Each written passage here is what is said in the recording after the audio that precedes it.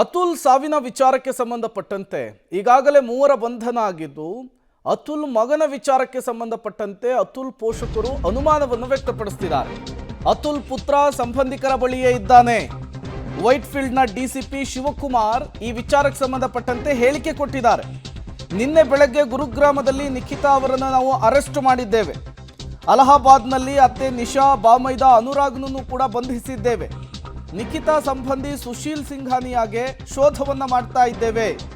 ವೈಟ್ಫೀಲ್ಡ್ನ DCP Shivakumar ಹೇಳಿಕೆಯನ್ನು ಕೊಟ್ಟಿರುವಂಥದ್ದು. ಅತುಲ್ ಪುತ್ರನ ವಿಚಾರಕ್ಕೆ ಅತುಲ್ ಪೋಷಕರು ಯಾವಾಗ ಅನುಮಾನವನ್ನು ವ್ಯಕ್ತಪಡಿಸೋದಕ್ಕೆ ಮುಂದಾದರೂ ತಮ್ಮ ಆತಂಕವನ್ನು ಹೊರಹಾಕಲಿಕ್ಕೆ ಶುರು ಮಾಡಿದ್ರು. ಅವರಿಗೆ ಧೈರ್ಯ ತುಂಬುವಂತಹ ಕೆಲಸವನ್ನು ಡಿಸಿಪಿ ಮಾಡಿದ್ದಾರೆ.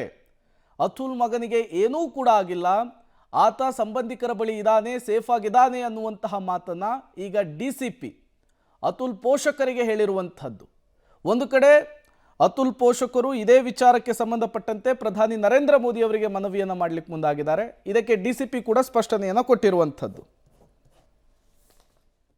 ಮಾರತಳ್ಳಿ ಪೊಲೀಸ್ ಠಾಣೆಯ ಅತುಲ್ ಸುಭಾಷ್ ನೇಣು ಹಾಕ್ಕೊಂಡು ಆತ್ಮಹತ್ಯೆ ಮಾಡಿಕೊಂಡಂಥ ಪ್ರಕರಣಕ್ಕೆ ಸಂಬಂಧಪಟ್ಟಂತೆ 3 ಜನ ಆರೋಪಿತರನ್ನು ದಸ್ತಗಿರಿ ಮಾಡಿದ್ದು, ಅದರಲ್ಲಿ A1 ಆರೋಪಿತರಾದ ನಿಖಿತಾ ಸಿಂಘಾನಿಯವರನ್ನು Blossom Stage PG Gurugram Haryana ಹತ್ರ ವಶಕ್ಕೆ ಪಡೆದುಕೊಂಡಿದ್ದು, A2 ಮತ್ತು A3 ಆರೋಪಿತರಾದ ನಿಶಿತಾ ಸಿಂಘಾನಿಯಾ ಮತ್ತು ಅನುರಾಗ್ ಸಿಂಘಾನಿಯವರನ್ನು ಹೋಟೆಲ್ ರಾಮೇಶ್ವರಂ ಇನ್ ಪ್ರಯಾಗ್ರಾಜ್ ಉತ್ತರ ಪ್ರದೇಶದಲ್ಲಿ ವಶಕ್ಕೆ ಪಡೆದು ಬೆಂಗಳೂರಲ್ಲಿ ನ್ಯಾಯಾಧೀಶರ ಮುಂದೆ ಹಾಜರುಪಡಿಸಿದ್ದು, ಸದರಿಯವರನ್ನು ನ್ಯಾಯಾಂಗ ಬಂಧನಕ್ಕೆ ಒಳಪಡಿಸಲಾಗಿದೆ.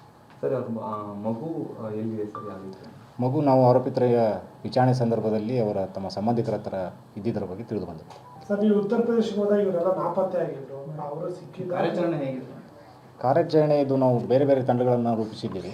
ಆ ತಂಡದ ನಮ್ಮ ಒಂದು ಇನ್ಫಾರ್ಮೇಷನ್ ಆಧಾರದ ಮೇಲೆ ನಾವು ವಶಕ್ಕೆ ಪಡೆದಿದ್ದೀವಿ. ಆರೋಪಿಗಳನ್ನೆಲ್ಲರೂ ಕೂಡ 3 ಜನ ಈಗ ಆಲ್ರೆಡಿ ಅರೆಸ್ಟ್ ಮಾಡಿದ್ರು. ಇನ್ನು ಉಳಿದ ಆರೋಪಿಗಳ ಪಾತ್ರ ಏನಿದೆ ಅವ್ರ ಬಗ್ಗೆ ಅದು ತನಿಖಾಧಿಕಾರಿಗಳು ಸಂಪೂರ್ಣವಾಗಿ ನಿಷ್ಪಕ್ಷಪಾತವಾಗಿ ತನಿಖೆಯನ್ನು ಮಾಡಿಕೊಂಡು